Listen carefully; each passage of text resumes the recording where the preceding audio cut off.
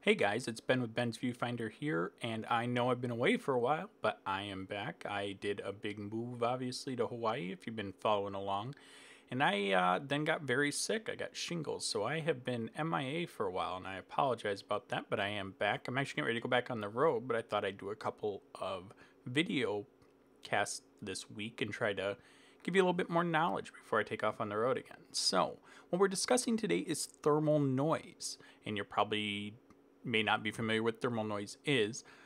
I never really had to deal with it too much until just recently when I purchased my new camera. I am now shooting with a Nikon D810 is my primary camera, and it's a very beautiful camera and it takes great images, such as this one that you're seeing here. But one big problem the D810 has, and supposedly there is a fix, so don't hold it against it. I think the new ones that are coming don't have this problem, but I bought mine pretty early on and it seems to be an issue. But other cameras can have this same issue, and so I thought I would show it to you today.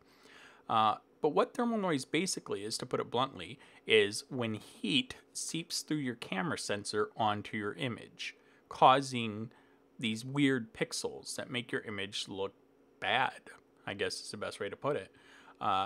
And the best way to avoid this, if you have a camera that has bad thermal issues, is really one of two ways. One, keep your exposure shorter so that your sensor doesn't have a chance to heat up as much or take longer amounts of time between each exposure. That way you can keep the temperature down on your sensor. Or you can also use, Nikon has a built-in long exposure noise reduction feature in their cameras, and you can use that too, which will help some, but it will not eliminate the issue completely. Now let me show you what thermal noise actually is with this image here. This is at a bay here on the island of Kauai I live in now, called Ahukini Bay. And if you look at the image right as it sits, you don't really notice too many issues. It looks pretty nice. But the devil is in the details here. If we start zooming in and start getting closer, you start seeing these pixels.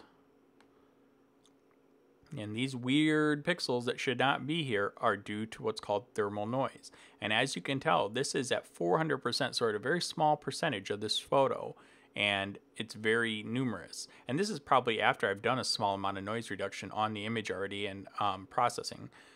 But there's not really anything I can do about this. And literally, to fix this on these images that I took with this, I had to go through and actually manually remove all these thermal noise spots on these images using spot removal, clone stamping, or whatever. But it is a common issue with a lot of cameras. And so if you ever get these types of pixels in your images, it's due to too much heat being built up on your sensor. And like I said, shoot shorter exposures or give your camera more time.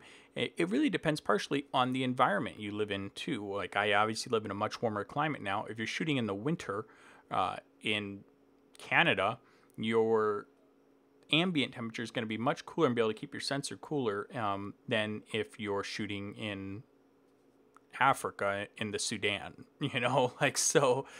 You just really have to kind of know your situation. This exposure here was probably really long though. I think I did this for like 7 minutes was this exposure. So this is a very long exposure and a very extreme case of this. But I have shot images as short as 30 seconds that you can tell, or 20 seconds even, I think, and you could see a little bit of it where it started happening. Like I said, Nikon does supposedly have a fix out for it. I actually haven't done mine yet because I haven't been able to part my camera long enough. And now I'm going on a big West Coast trip and I can't do it even more. But literally the best way to get rid of this, if you have this issue, it's very time consuming, but it can be done. If you go and you hit your, I use the J key shortcut, but if you look over here, you have your spot removal healing brush, and you can literally just go in and click on them. And you'll see they'll disappear. It's not, it's just time consuming that you have to go through and remove everyone. Or if you want, you can use the S key, your clone stamp tool, and choose where you want to pull from and fix them that way. But unfortunately, there's no magic wand that can fix everything for you. It's just something you kind of have to deal with. But this is more of a public service announcement for you to keep an eye out for it in your images. Or if you've seen it in your images and you weren't sure what it was just for me to explain it to you. So that's thermal noise. And if you're looking at a camera, make sure you check to see that. Or if you're planning to do super long exposure photography, look into it before you buy your cameras. So thanks a lot, guys. I'm going to have some more videos up for you hopefully this week, and hopefully some other interesting stuff. So follow along, guys. Thanks a lot.